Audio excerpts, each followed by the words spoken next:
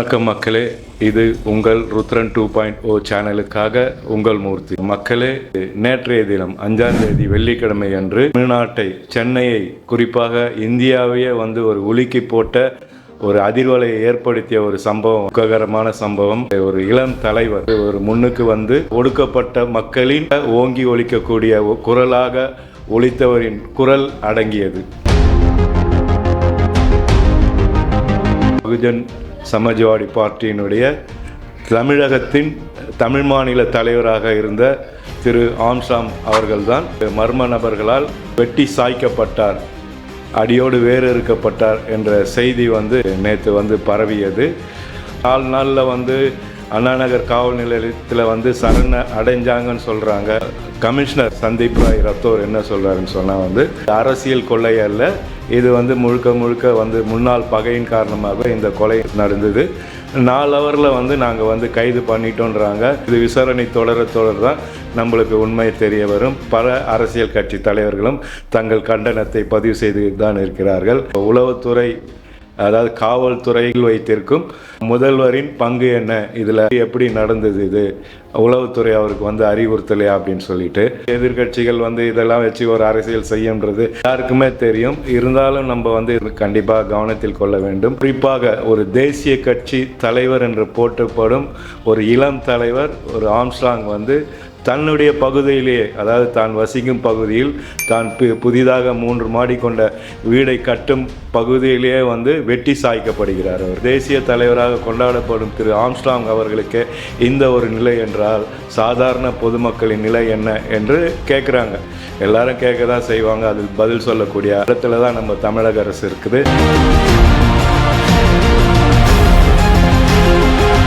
So காவல்துறை கண்டிப்பாக அந்த அதாவது சம்பவம் நடந்து 7:15 மணிக்கு நடக்குது. முதல் கமிஷனர் அஷ்ராகான், இணை கமிஷனர் ஈஸ்வரன் அண்ட் துணை கமிஷனர் பிரவீன்குமார் இவர்கள் தலைமையில் ஒரு 10 தனிப்படை அமைக்கப்பட்டு துரிதமாக செயல்பட்டு அவங்களுக்கு அந்த சிசிடிவி ஃபுட்டேஜ் எல்லாம் ஆராய்ச்சி பார்க்குறாங்க.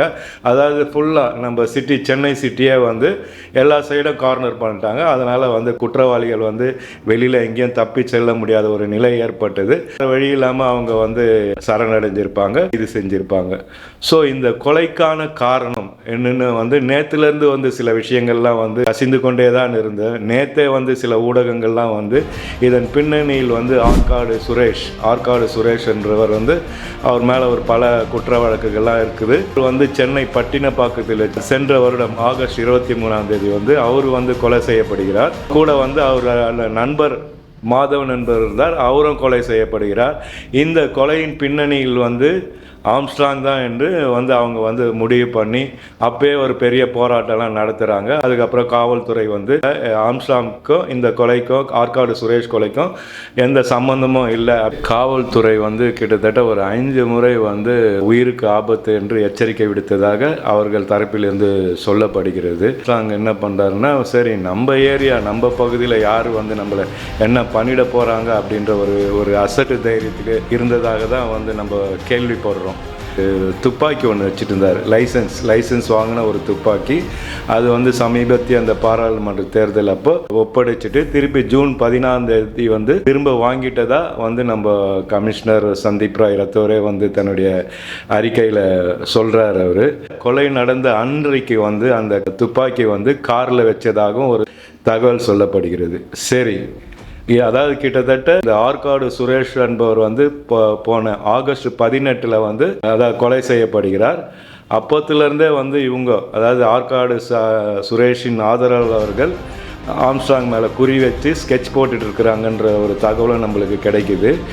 உடந்தையா பெரம்பூர் பகுதியை சேர்ந்த இப்போ அந்த 8 பேரை கைது பண்ணாங்க இல்லைங்களா, அதில் ஒரு திருமலை என்ற ஒரு ஆட்டோ டிரைவர் அந்த பந்தர்காடன் தெருவில் உள்ள ஒரு பள்ளிக்கூடத்திலிருந்து அவர் நோட்டமிட்டு ஆற்காடு சுரேஷ் தம்பி கைது செய்யப்பட்ட 8 பேரில் ஆற்காடு சுரேஷின் தம்பி புன்னை பாலு என்பவருக்கு தகவல் கொடுத்ததாக சொல்கிறாங்க.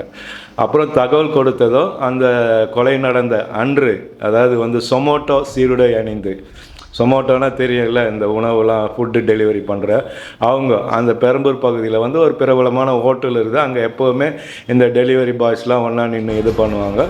ஸோ இப்படி தான் அவரை வந்து ஒரு 4 பேர் நோட்டம் விடுறாங்க. 3 பைக்கில் வந்து 6 பேர் வந்து சராமாரியாக வெட்டியதாக தகவல் வருது. அந்த வெட்டிய சம்பவத்தில் வந்து அவர் ஆம்ஸ்ட்ராங் கூட இருந்த வீரமணி என்பவரும் பாலாஜி என்பவருக்குமே வெட்டு காயம் விழுந்திருக்குது. அவங்களாம் தடுக்க போனவங்க வந்து இதெல்லாம் பார்த்துட்டு சுதாரித்து அவங்கள பிடிக்க ஓடுறதுக்குள்ளே அவங்க வந்து ஒரு கிரேட் எஸ்கேப் ஆகிட்டுருக்குறாங்க. இந்த மாதிரி ஒரு அந்த அமைப்பு, அதாவது இந்த இடத்துல வந்து ஒரு பிரபலமான ஹோட்டல் இருக்குது. அங்கே சொமோட்டோ சீருடை அணிந்து அந்த டெலிவரி பாய்ஸ்லாம் வருவாங்கன்றதை வந்து அவ்வளோ தெளிவாக ஸ்கெட்ச் பண்ணி சம்பவத்தை கேள்விப்பட்டு உண்மையிலே நிறைய பேர் வந்து குலை நடுங்க போகிறார்கள். சரி, யாருங்க இந்த ஆம்ஸ்ட்ராங்? இவர் வந்து 2000 தான் ஒரு தீவிர அரசியலுக்கு வராரு. 2006 வந்து கவுன்சிலர் ஆகிறாரு. அதுக்கப்புறம் வந்து பகுஜன் சமாஜ்வாடி பார்ட்டியில் வந்து தன்னை இணைத்து கொள்கிறார்.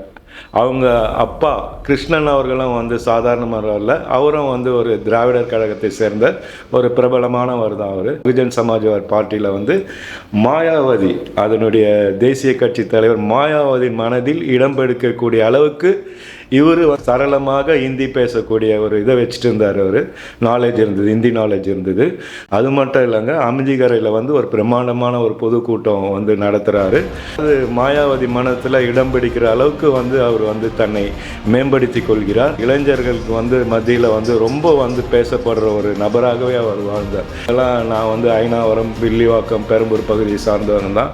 அந்த இடத்துலலாம் வந்து அப்போவே வந்து அவர் இளைஞர்களால் ஒரு கொண்டாடப்படக்கூடிய நபராக தான் இருந்தார். நிறைய பேர், குறிப்பாக அந்த ஒடுக்கப்பட்ட தலித்தின மக்களின் கல்வி மேம்பாட்டுக்காக அவர் நிறையவே உதவிகள்லாம் செஞ்சுருக்கிறாங்க. குறிப்பாக கிட்டத்தட்ட ஒரு 500-600 பேரை வந்து அந்த வக்கீலாக்கிட்டு அந்த கல்வியை பற்றி அவங்களுக்கு எடுத்து சொல்லி வக்கீலாக இருக்கார். ஸோ அவரால் வக்கீலாக்கப்பட்டவர்கள் நிறைய பேர் இன்றைக்கு இருக்கிறார்கள்.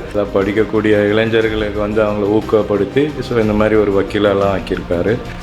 ஸோ இந்த கொலையின் பின்னணியில் வந்து ஆற்காடு சுரேஷ் யார், அவருக்கும் அந்த ஆருத்ரா கோல்டு, அதாவது மோசடி பண்ணி நம்ம கேள்விப்பட்டிருக்கோம் ஆருத்ரா கோல்டு, அந்த நிறுவனத்துக்கு என்ன தொடர்பு, ஆம்ஸ்ட்ராங் மேலே இவங்க ஏன் இப்படி ஒரு கொலைவெறி தாக்குதல் நடத்தினார்கள், எதுக்கு இப்படி ஒரு பழிக்கு பழி வாங்கும் படலம் என்றதெல்லாம் பற்றி வந்து நம்ம வந்து அடுத்த எபிசோடில் இன்னும் விரிவாக வந்து நம்ம ஆராய்ந்து உங்களுக்கு சொல்லலாம். ஸோ நம்மளும் அவசரமாக போடக்கூடாது, முழுமையாக ஆராய்ந்து. இப்போ இன்றைக்கி தான் வந்து சந்தீப் ராய் ரத்தோரம் வந்து பேட்டி கொடுத்தாரு.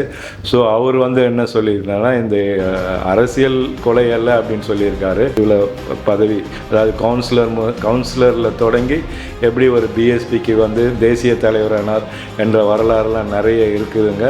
ஸோ நம்ம வந்து கண்டிப்பாக சொல்ல போகிறோம். கட்சியை சார்ந்த பிஎஸ்பி கட்சியை சார்ந்த தொண்டர்களுக்கும் அவரது குடும்பத்தினருக்கும் அவரது ஆதரவாளர்களுக்கும் எங்கள் ருத்ரன் 2.0 சார்பாக ஆழ்ந்த